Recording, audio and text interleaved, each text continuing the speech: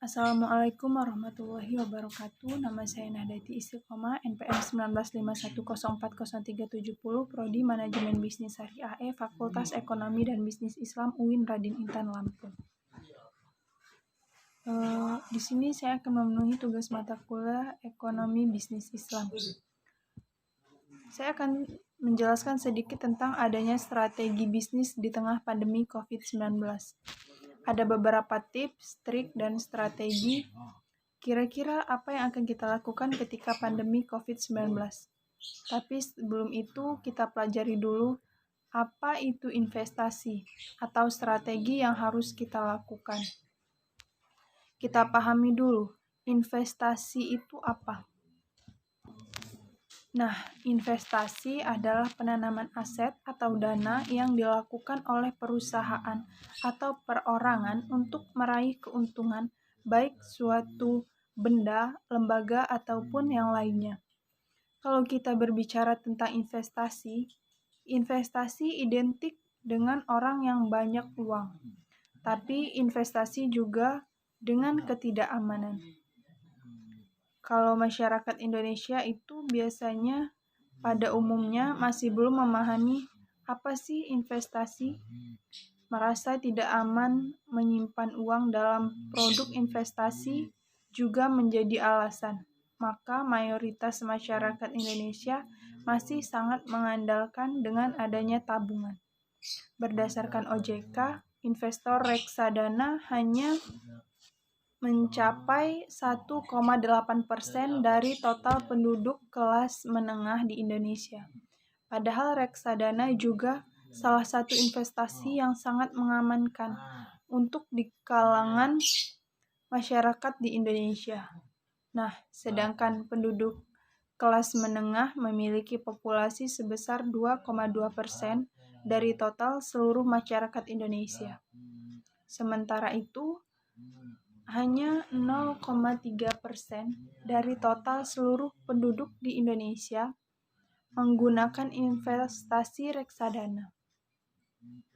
Sedangkan berdasarkan BEI, tercatat jumlah single investor identification meningkat menjadi 2,28 juta. Meskipun meningkat, jumlah ini masih sangat sedikit dibandingkan dengan total penduduk usia produktif di Indonesia yang hanya 1,09%. Dengan total 280 juta. Dengan total 280 juta jiwa.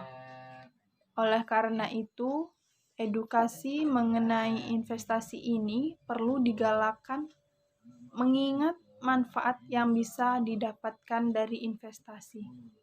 Dapat berbentuk membantu finansial masyarakat Indonesia.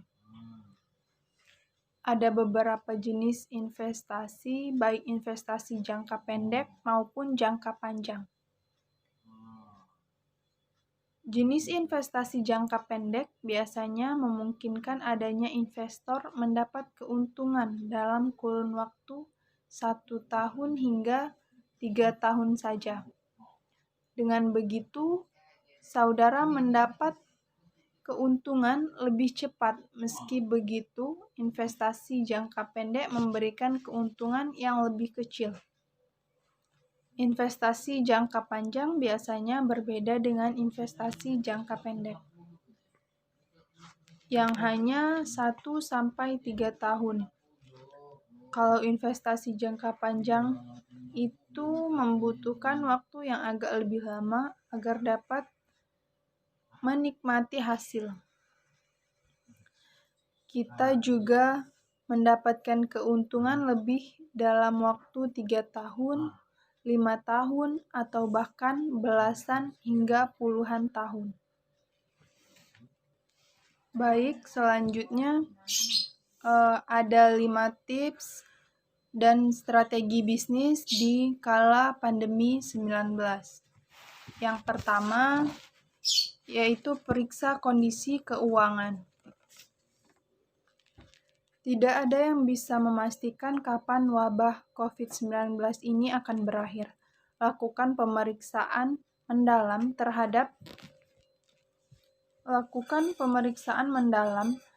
terhadap kondisi keuangan bisnis Anda. Hal yang perlu Anda pastikan terlebih dahulu adalah posisi likuiditas bisnis Anda.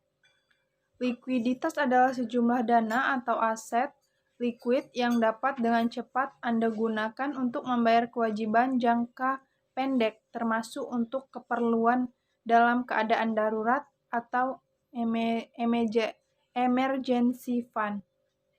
Anda harus memastikan seberapa besar likuiditas yang Anda miliki dan seberapa lama likuiditas tersebut dapat menghidupi bisnis Anda. Yang kedua, periksa status aset dan hutang. Dalam kondisi seperti ini, Anda pasti akan mengukur kemampuan usaha Anda mampu bertahan dalam kondisi sulit. Buatlah rincian yang mencakup jumlah aset dan jumlah hutang Anda. Kemudian, kurangi jumlah aset dengan jumlah hutang Anda. Dengan begitu, Anda dapat memproyeksikan keberlangsungan usaha Anda.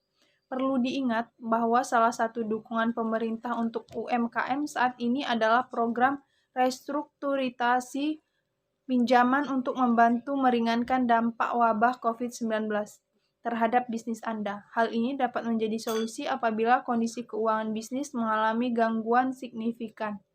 Yang ketiga, buatlah bisnis plan baru. Sebagai pelaku usaha, Anda harus selalu dapat mengantisipasi dan beradaptasi terhadap perubahan atau risiko yang mungkin terjadi pada bisnis Anda. Setelah Anda dapat memproyeksikan keberlangsungan usaha Anda, buatlah bisnis plan baru yang memuat strategi pemasaran, strategi distribusi, sistem pemodalan, dan pola pengeluaran. Dengan begitu, Anda dapat meningkatkan kemampuan usaha Anda untuk bertahan saat kondisi keuangan sulit. Anda dapat mencoba menerapkan strategi digital marketing untuk menghemat budget promosi dan strategi distribusi untuk memperluas jangkauan bisnis Anda. Yang keempat, catat pola pengeluaran. Pengeluaran sendiri terbagi menjadi 4 pos, yaitu primer berkaitan dengan biaya operasional, kewajiban berkaitan dengan upah atau gaji pekerja, sekunder dan investasi. Tandai beberapa pengeluaran sekunder dan alihkan pengalokasian pengeluaran tersebut untuk modal tambahan atau investasi. Yang kelima atau yang terakhir, lakukan manajemen risiko. Guna merumuskan strategi untuk menghadapi potensi kerugian yang mungkin terjadi akibat risiko bisnis, pertama-tama Anda harus menganalisa risiko apa saja yang mungkin terjadi pada bisnis Anda.